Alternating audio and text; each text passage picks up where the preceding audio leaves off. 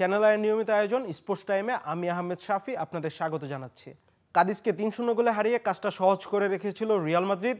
অপেক্ষা ছিল দিনের পরবর্তী ম্যাচে চিরপ্রতিদ্বন্দ্বী বার্সেলোনার পা হরকানোর। বার্সা পয়েন্ট হারালেই চ্যাম্পিয়ন রিয়াল মাদ্রিদ। বার্সা জিরোনার কাছে হেরে যায় ৪-২ গোলে।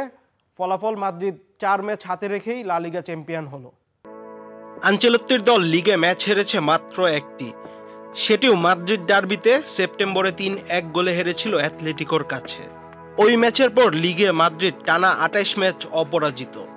৩৪ ম্যাচ শেষে রিয়াল মাদ্রিদ জিতেছে ২৭ ম্যাচ, ড্র করেছে ৬টি, অন্যদিকে হেরেছে মাত্র একটি। ওয়ালটন এয়ার কন্ডিশনার এক্সচেঞ্জ অফারে স্প্লিট এসিতে ২৩,০০০ টাকা পর্যন্ত নিশ্চিত ছাড়। মাদ্রিদের হয়ে বেলিংহাম লিগে গোল করেছে ১৮টি, যা মাদ্রিদের হয়ে এই সিজনের সর্বোচ্চ। ভিনিসিয়াস জুনিয়র লিগে গোল করেছেন ১৩টি, রদ্রিগো করেছে ১০টি, হোসেলের কাছ থেকে গোল এসেছে ৯টি। এই ৪ জনের গোল কন্ট্রিবিউশনই বলে দেয় মাদ্রিদ দল হিসেবে তাদের ৩৬তম লিগ শিরোপা জিতেছে। লা লিগার পুরো মৌসুমে মাদ্রিদ ঘরের মাঠে কোনো ম্যাচ হারেনি, ঘরের বাইরে ম্যাচ হেরেছে মাত্র একটি।